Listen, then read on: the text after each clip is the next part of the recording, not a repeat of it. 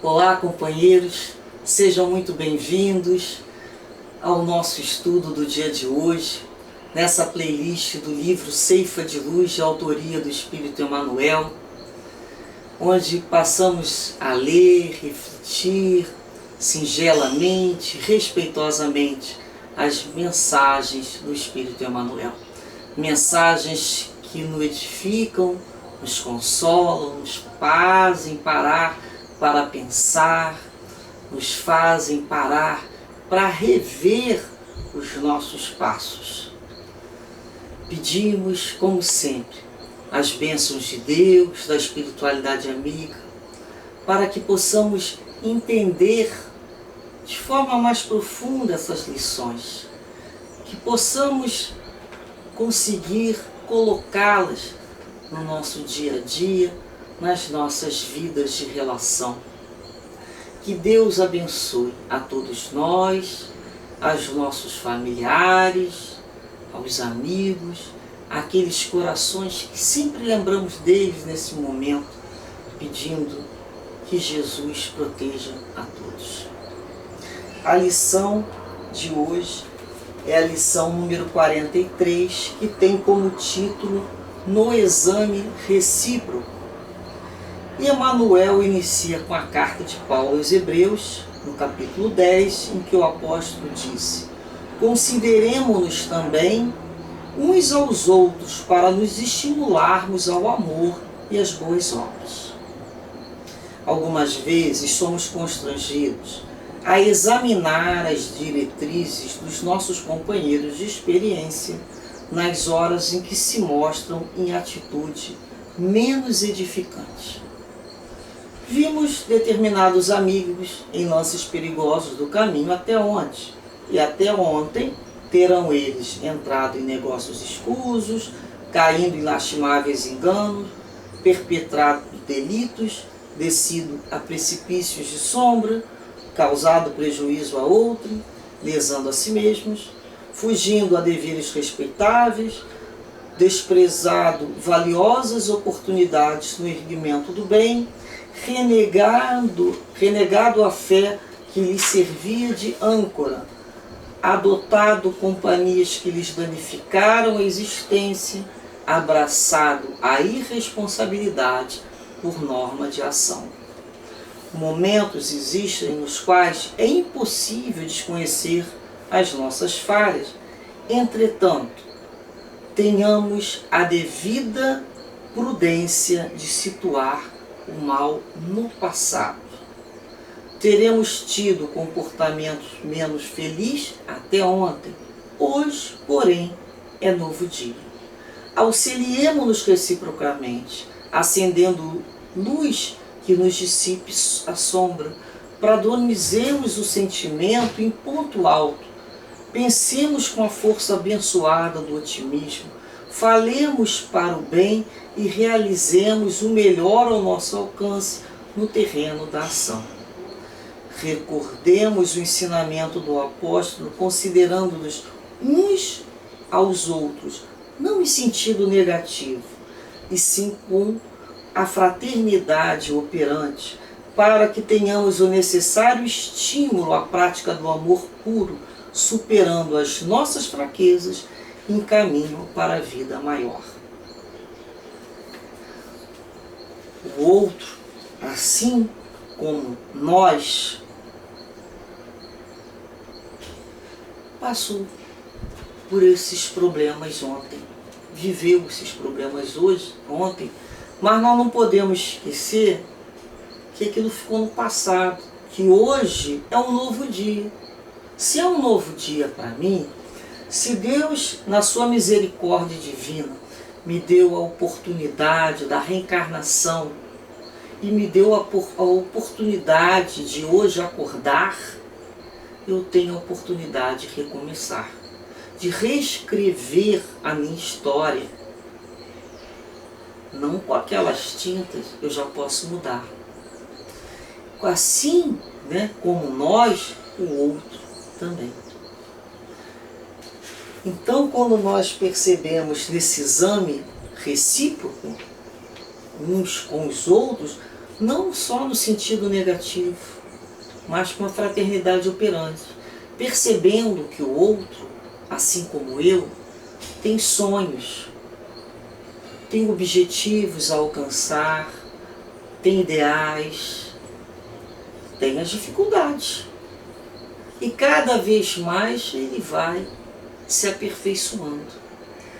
Então, Emmanuel sempre, nos convida a situar o mal no passado, que fiquem as lições no presente, mas que possamos nos ver como criaturas renovadas em Cristo, com possibilidades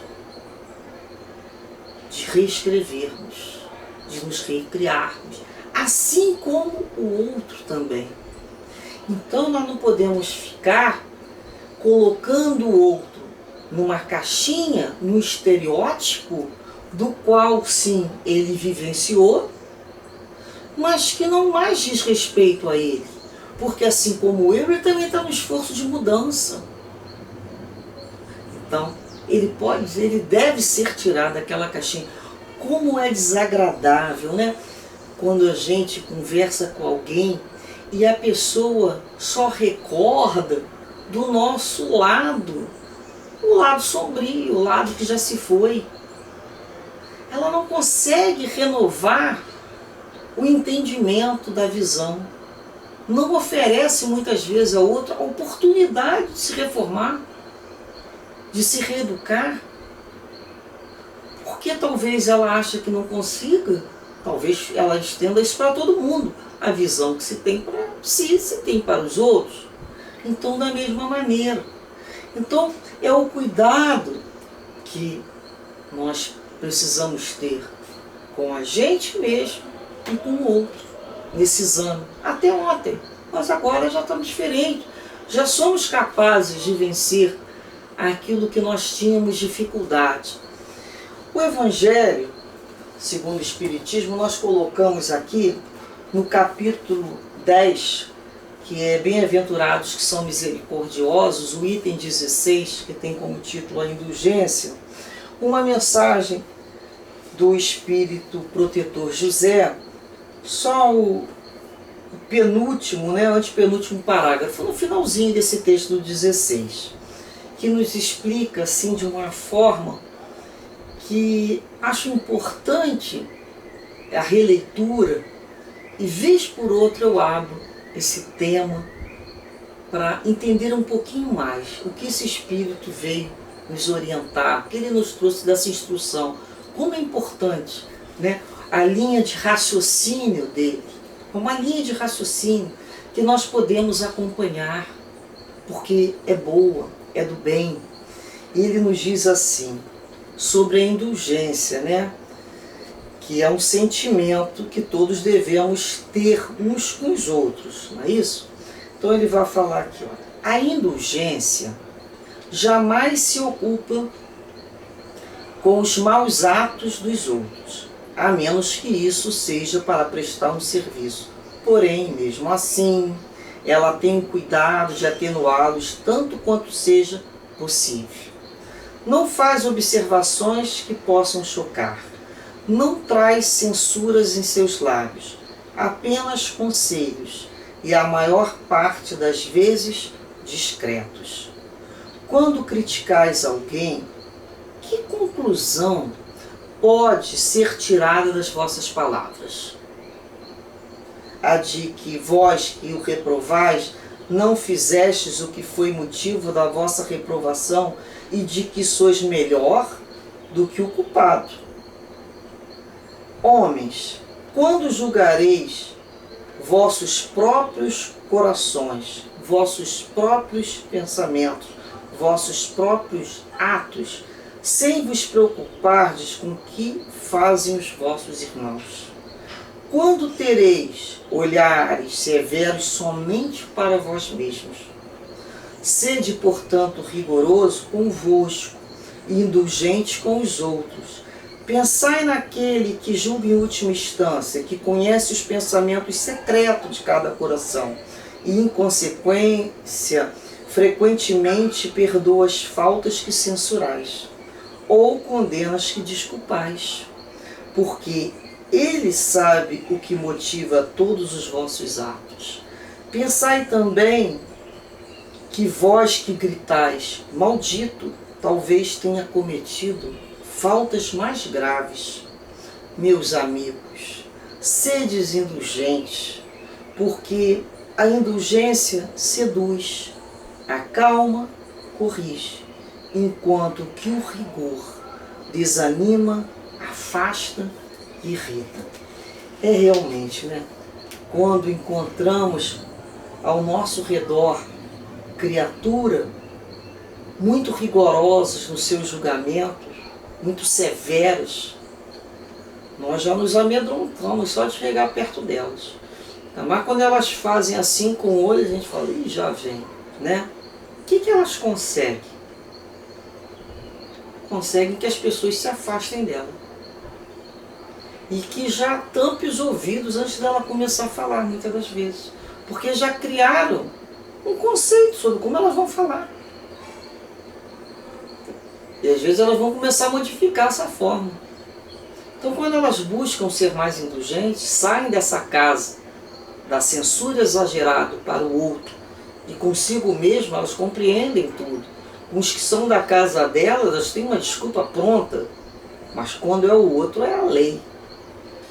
Então, quando conseguimos ter esse sentimento doce da indulgência, a indulgência, ela aconchega, ela acolhe, ela aproxima. É um sentimento que você se sente acolhido para ouvir o outro, né? Naquilo que ele vai colocar da dificuldade que nós estamos falando. Nós cometemos inúmeros erros, falhas, por dificuldades inúmeras. Sim, alguém vai nos chegar e vai falar, olha, mas como é esse chegar para falar? Como é que nós podemos chegar para o outro para falar alguma coisa? Primeiro temos que observar se não possuímos aquilo, aquela própria dificuldade. Como é que eu vou consertar no outro aquilo que eu possuo? Então tem uma frase, né, de Emmanuel que é assim: conserta em ti aquilo que te desagrada em mim. Porque geralmente nós possuímos isso. Mas a gente projeta no outro. É mais fácil olhar aquela situação no outro. Mas ela é nossa. É um processo de projeção, na maioria das vezes. Quanto mais João fala de Paulo, né? Menos sei de Paulo e mais sei de João. A história é Pedro e João. Mas não faz mal, a gente muda o nome aqui dos personagens. Mas, na realidade, quando alguém está falando de alguém, de uma outra pessoa, a gente está conhecendo mais aquela pessoa que está falando. Como é que ela julga? Como é que ela fala? Como é que ela fala de Cicrano? Olha só como é que é a fala dela. Se ela fala de A e B, assim, ela fala de mim também? Ou eu sou o modelo de perfeição? Lógico que não. Então nós começamos a ficar receosos. É importante o amigo que nos ajude a ver aquele deslize que muitas vezes não estamos percebendo. É muito importante o amigo que chega para nos ajudar. Só um amigo para vir nos falar coisas que são difíceis, que as outras pessoas se esquivam. Ninguém quer ficar, às vezes, mal na fita, né? Então, um amigo que vai chegar. Agora, como é que ele chega? Quando ele é muito rigoroso, é muito difícil. Fica mais difícil, porque aquela situação por si só já é incômoda. Mas quando é aquele amigo que tem aquela ternura, aquele cuidado, para se abeirar do nosso coração, de uma forma respeitosa, a gente sente aquela vibração de vontade de nos ajudar. A gente sente a dificuldade que ele está ali para falar aquilo. E a gente agradece imensamente pelaquela observação. Como é importante termos esses companheiros na vida. diferente daquelas criaturas que estão sempre com o dedo em riste, observando as nossas menores falhas, né? Como se fossem a palmatória do mundo, como se elas andassem em plena perfeição. Mas, né, eu me lembro, uma vez eu li que Chico Xavier tinha colocado, que ele colocou assim, que ele fugia um pouco, né, das pessoas que gostavam de dizer muitas verdades. Que essas pessoas falando verdade para o outro o dia inteiro, o tempo todo, leva uma criatura quase à loucura, né? Leva ao pânico. E é verdade. Você já imaginou a gente chegar perto de alguém e se alguém fala assim para mim: olha, eu tenho umas verdades para te dizer. Ali a gente já tremeu em tudo, não é mesmo? Umas verdades para me dizer. Então, alguém que ficasse do nosso lado dizendo verdades de uma forma muito agressiva, como se fosse um bisturi cavucando todos os nossos pontinhos inchados, ia ser uma vida muito complicada. Então, tenhamos realmente a indulgência, que é a caridade, de observar no outro a dificuldade que ele possui, assim como eu também possuo outras. E quando for necessário, por uma questão de trabalho, por uma questão da própria família, do mais velho com o mais novo, do pai ou a mãe com o filho, isso for necessário ser feito, saibamos fazer. Saibamos respeitar o coração do outro. Vamos entrar com muito cuidado, porque é um lugar sagrado, assim como o nosso coração. Que Deus assim nos envolva a todos com um pouco mais de indulgência, que o nosso olhar possa ressaltar cada vez mais o lado bom de cada um, porque o mal ficou lá atrás. Nós somos aquelas criaturas que estão no esforço para viver o bem com muita alegria e com muita boa vontade, compartilhando com todos que estão no nosso caminho. Oferecemos então dessa maneira o nosso melhor olhar, o nosso melhor falar e o nosso melhor ouvir os companheiros que caminham conosco. Muita paz e muita indulgência aos nossos corações. Graças a Deus.